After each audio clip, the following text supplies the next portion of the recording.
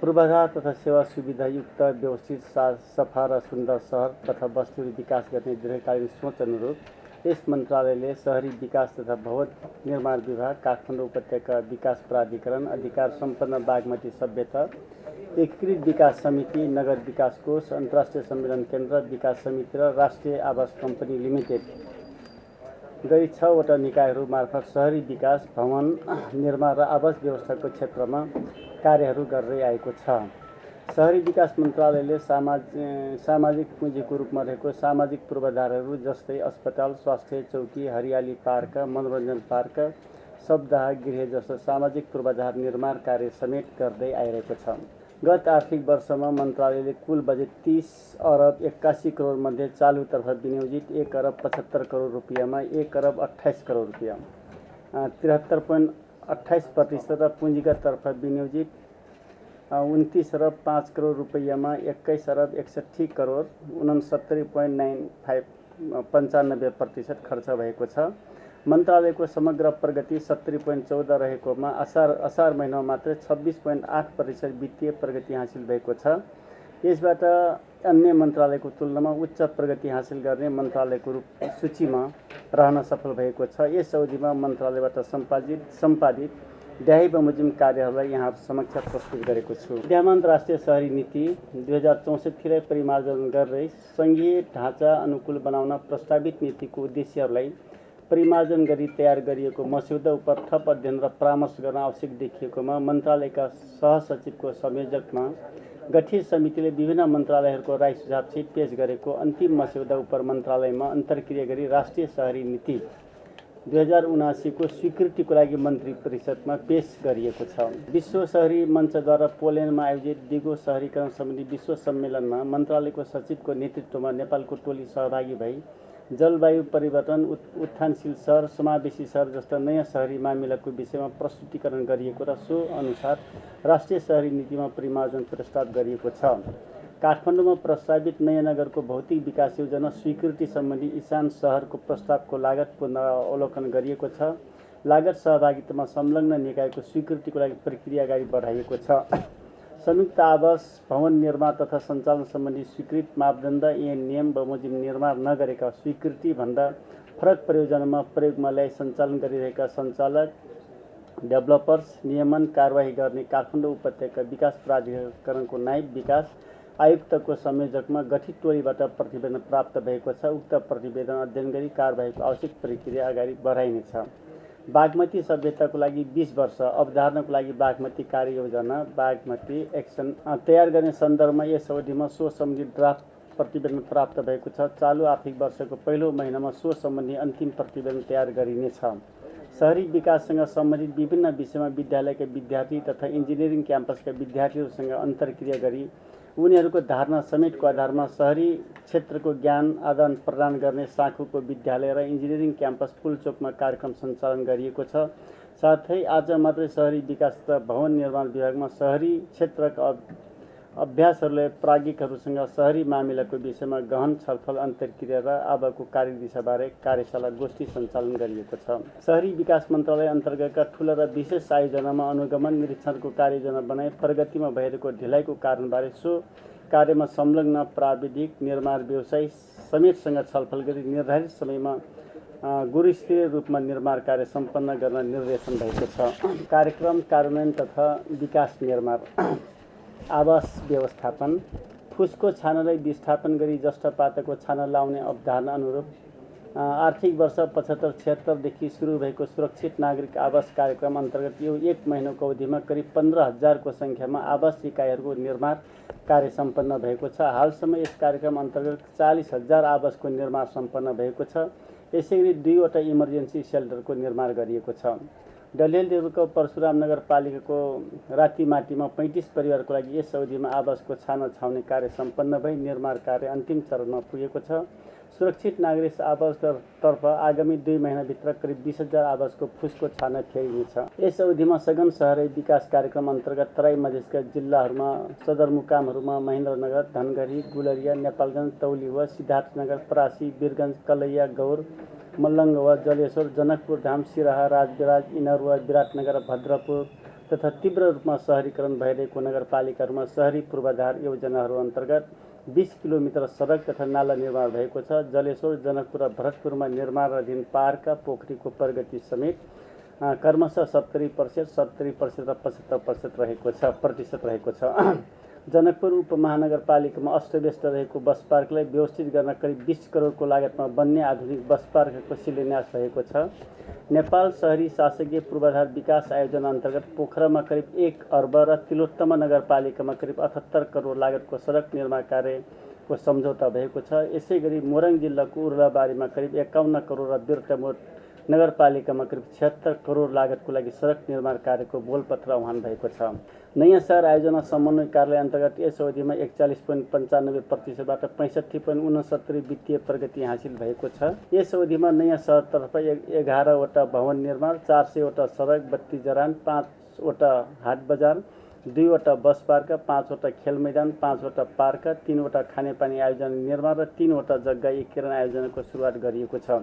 काठमाडौँ उपत्यकाको 18 वटा नगरपालिकाहरूको फोहोर व्यवस्थापनको लागि नुवाकोट, धादिङको बन्चरे डाँडामा निर्माणाधीन सेनिटरी ल्यान्डफिल साइटको पहिलो सेलको निर्माण कार्य सम्पन्न भई फोहोर विसर्जन कार्य सुरु भएको छ। 51 वटा नगरपालिकाहरूमा सडक, नाला, बस पार्क, सार्वजनिक पार्क र बजार केन्द्र निर्माण कार्यको लागत अनुमान स्वीकृति भई बोलपत्र वाहन मूल्याङ्कन हुने।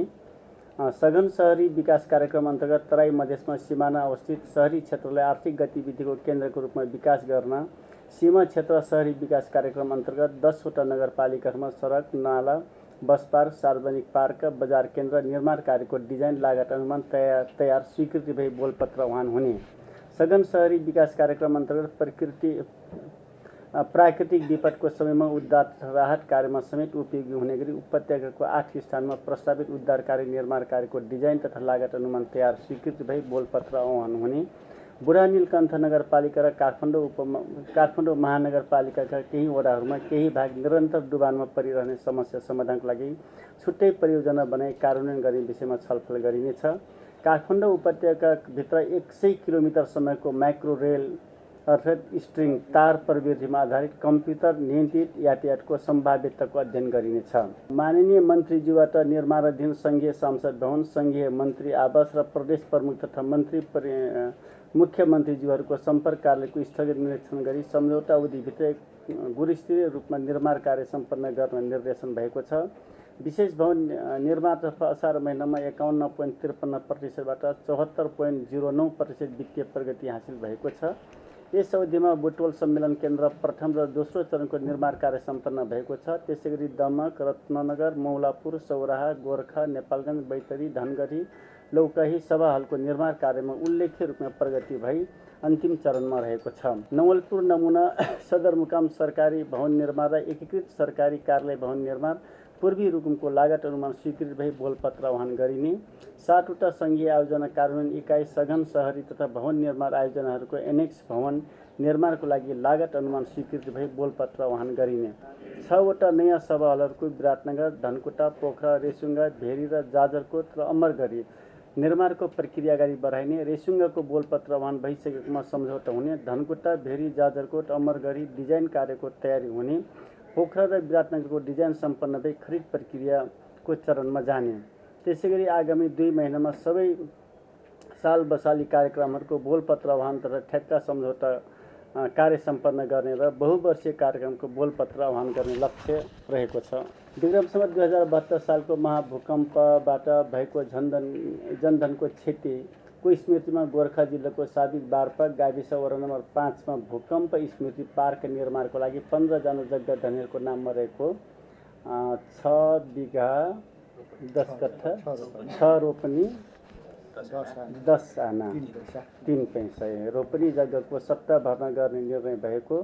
राष्ट्रिय पुनर्निर्माण प्राधिकरण खारेज भई शहरी विकास मन्त्रालयमा हस्तान्तरण भई पुनर्निर्माणका कार्यहरू मध्ये बाँकी रहेका निजी आवास, बस्ती विकासमा वित्तीय एवं प्राविधिक व्यवस्थापन सहित सरकारी तथा सार्वजनिक भवन, स्वास्थ्य संस्था र सम्पदा र गुम्बाहरूको पुनर्निर्माण कार्यहरू केन्द्रीय आयोजना कार्यान्वयन इकाइ अन्तर्गत भूकम्प प्रभावित 31 जिल्लाका जिल्ला स्तरीय आयोजना कार्यान्वयन इकाइले गर्दै आएकोमा सो इकाइहरू खारेज गरी शहरी विकास र भवन निर्माण विभाग अन्तर्गतकै 5 वटा आयोजना कार्यालय मार्फत नै चालु आर्थिक वर्षदेखि सञ्चालन गर्ने गरी व्यवस्था मिलाइएको छ। हालको अवस्था जेठ मसान्तमा 52% वित्तीय प्रगति रहेकोमा 79 असार महिनाको अन्त्यमा यस इकाइको वित्तीय प्रगति 68% पुगेको छ। त्रिचन्द्र क्याम्पसको प्रबलीकरण गर्ने कार्यको लागि अर्थ मन्त्रालयबाट स्रोत सुनिश्चितता प्राप्त गरी बोलपत्रको सूचना प्रकाशनको तयारी गरिएको, सिंहदरबार मुख्य प्रवेशद्वारको बोलपत्र मूल्याङ्कन कार्य सम्पन्न गरी आशय पत्र जारी गर्ने चरणमा रहेको, सिंहदरबार मुख्य प्रवेशद्वारको संरचनाको पुनर्निर्माण कार्य सम्पन्न गरिएको, विभिन्न 31वटा जिल्लामा 10वटा भवनहरूको निर्माण कार्य सम्पन्न गरिएको, एलएमबीएसमा प्रविष्ट भएअनुसारको जनशक्तिहरूको दरबन्दी स्वीकृत गरी पूर्ण रूपमा बाँकी पुनर्निर्माण कार्यको लागि कार्यस्थलबाट खटाइने, त्रिचन्द्र कलेजको प्रबलीकरण कार्यको बोलपत्रको सूचना प्रकाशन गरी मूल्याङ्कन कार्य सम्पन्न गरिने, सिंहदरबारको मुख्य प्रवेशद्वारको प्रबलीकरण कार्यको सम्झौता कार्य दिशा दिइनेछ। स्वास्थ्य भवन तथा निजी आवास पुनर्निर्माणको कार्य बाँकी कार्य सुचारू रहनेछ। स्वास्थ्य भवनतर्फ आधारभूत स्वास्थ्य सेवामा आम नागरिकको पहुँच विस्तार गरी सर्वसुलभ र गुणस्तरीय स्वास्थ्य सेवा उपलब्ध गराउन स्वास्थ्य संस्थाहरू निर्माण गर्ने कार्यमा 2079 असारमा 9 स्वास्थ्य संस्थाहरूको निर्माण सम्पन्न भई फरफारक भएको। प्रदेश नम्बर 1 को राजधानी विराटनगरमा 500 को कोशी अस्पताल र रुकुम जिल्ला चौरजहारी नगरपालिकामा 100 को अस्पताल निर्माण गर्न असारमा बोलपत्र आह्वान भएको छ। थप 3वटा अस्पतालहरू 300 को केन्द्रीय सर्वरोग अस्पताल, राष्ट्रिय जनस्वास्थ्य प्रयोगशाला टेकु, तेह्रथुम जिल्ला अस्पतालको भवन निर्माणको लागि बोलपत्र आह्वान हुने तथा थप 3वटा स्वास्थ्य संस्थाहरू निर्माण सम्पन्न भई हस्तान्तरण हुने। प्रदेश नम्बर 1 को राजधानी विराटनगरमा 500 को कोशी अस्पताल भवन निर्माण गर्ने बोलपत्र आह्वान भएको छ र आगामी 2 महिनामा मूल्याङ्कन प्रक्रिया सम्पन्न गरी ठेक्का सम्झौतासहित कार्यदिशा दिने।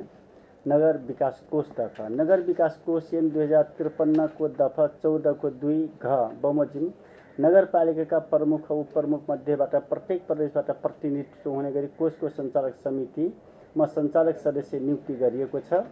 शहरी पूर्वाधार र खानेपानी तथा सरसफाई क्षेत्रका 35वटा चालु आयोजनाहरूमा रु 23 करोड 43 लाख लगानीसँगै विभिन्न पूर्वाधारहरूमा गरिएका ऋण लगानीबाट रु 29 करोड 53 लाख ऋण असुल भएको। अधिकार सम्पन्न बागमती सभ्यता एकीकृत विकास समितितर्फ यस अवधिमा चालुतर्फ रु 1 करोड 91 लाख र पुँजीगततर्फ 98 करोड, चालुतर्फ 1 करोड 91 लाख र पुँजीगततर्फ 98 करोड 97 लाख खर्च भएको छ। थापाथलीदेखि बल्खु, गुहेश्वरी, उत्तर गया र गोकर्णमा बागमती नदीको सौन्दर्यीकरण कार्य सम्पन्न भइरहेको छ। एसियाली विकास बैङ्कको सहयोगमा अधिकार सम्पन्न बागमती सभ्यता एकीकृत विकास समिति मार्फत सतल मठ मन्दिर ऐतिहासिक सम्पदा पुनर्निर्माण जीर्णोद्धार गर्ने कार्य भएको छ। टुकुचा र बागमतीको दोभानमा टुकुचामा बग्ने प्रदूषित पानीलाई प्रशोधन गर्नको लागि ढल प्रशोधन केन्द्रको निर्माण कार्यको लागि सम्झौता कार्य भई डिजाइन कार्य अगाडि बढिरहेको। थापाथलीमा जस्तै बागमतीका अरू सहायक नदीका किनारमा रहेको वास्तविक सुकुम्बासी पहिचान गर्न सुकुम्बासीको डाटा कलेक्सन गर्ने कार्य अगाडि बढिरहेको र बागमती लगायत सहायक नदी किनारमा रहेको कालो पत्र गर्ने कार्य, river training workers and sewerage works जस्ता कार्यहरू निरन्तर रूपमा अगाडि बढिरहेको छ। गोकर्णदेखि सिनामङ्गलसम्मको कोरिडोर सौन्दर्यीकरण काम अगाडि बढाइनेछ। बागमती लगायत सहायक नदी किनारमा सडक कालो पत्रे गर्ने कार्य, river training works and sewerage works जस्ता कार्यहरू हुनेछन्। एसियाली विकास बैङ्कको सहयोगमा अधिकार सम्पन्न बागमती सभ्यता एकीकृत विकास समिति मार्फत सतल मठ मन्दिर ऐतिहासिक सम्पदा पुनर्निर्माण र जीर्णोद्धार गर्ने कार्य निरन्तर रूपमा कार्य अगाडि बढाइन्छ। थापाथलीमा जस्तै बागमतीका अरू सहायक नदीका किनारमा रहेको वास्तविक सुकुम्बासी पहिचान गरी सुकुम्बासी समस्या समाधान गर्न भूमि सम्बन्धी समस्या समाधान समितिसँग समन्वय गरी कार्य योजना तयार गरिनेछ। समितिको नाममा रहेको चलअचल सम्बन्धी व्यवस्थापनको लागि कार्यविधि बनाई कार्यान्वयनमा ल्याइनेछ। काठमाडौँ उपत्यका विकास प्राधिकरणतर्फ यस अवधिमा थप 41.5% प्रगति भई कुल 78% वित्तीय हासिल भएको छ र भौतिक प्रगतितर्फ 45% थप प्रगति भई कुल 85% प्रगति हासिल भएको छ। 2 किलोमिटर सडक निर्माण र 7वटा पर्यावरण अनुकूल नमुना पार्क निर्माण भएको छ। धोबी खोला कोरिडोरको नीलो पुलदेखि कालो पुलसम्मको करिब 2.4 किलोमिटरको क्षेत्र सरसफाइ भएको छ। र 100 दिनको कार्ययोजना। काठमाडौँ उपत्यकाभित्रको सडकहरूलाई पैदल यात्री मैत्री बनाउनको लागि फुटपाथ निर्माण विस्तार पुनः स्थापनाको लागि छुट्टै आयोजना सञ्चालन गर्ने। काठमाडौँ उपत्यका विकास प्राधिकरणले स्थानीय सरकारसँग सहकार्य गरेर आयोजना सञ्चालन गर्ने। काठमाडौँ उपत्यका विकास प्राधिकरण ऐन 2045 संशोधन गरेर प्राधिकरण सञ्चालक समितिमा काठमाडौँ उपत्यकामा सबै महानगरपालिका र नगरपालिकाका प्रमुख, प्रदेश सरकार र सङ्घीय सरकारका प्रतिनिधिहरू रहने गरी काठमाडौँ उपत्यका यातायात, फोहोर, नदी प्रणाली र खानेपानी ढल जस्ता शहरी पूर्वाधारहरूको विषयमा एकीकृत सोच र कार्यक्रम तय गर्ने सम्बन्धी सबै सरकारवालाहरूसँग छलफल अन्तर्क्रिया गरी कार्य प्रक्रिया अगाडि बढाइनेछ। राष्ट्रिय आवास कम्पनी लिमिटेडको प्रबन्ध पत्र र नियमावली संशोधनको लागि मस्यौदा तयार गरिएको छ। कर्मचारी प्रशासन विनियमावली 2079 को मस्यौदालाई अन्तिम रूप दिइनेछ।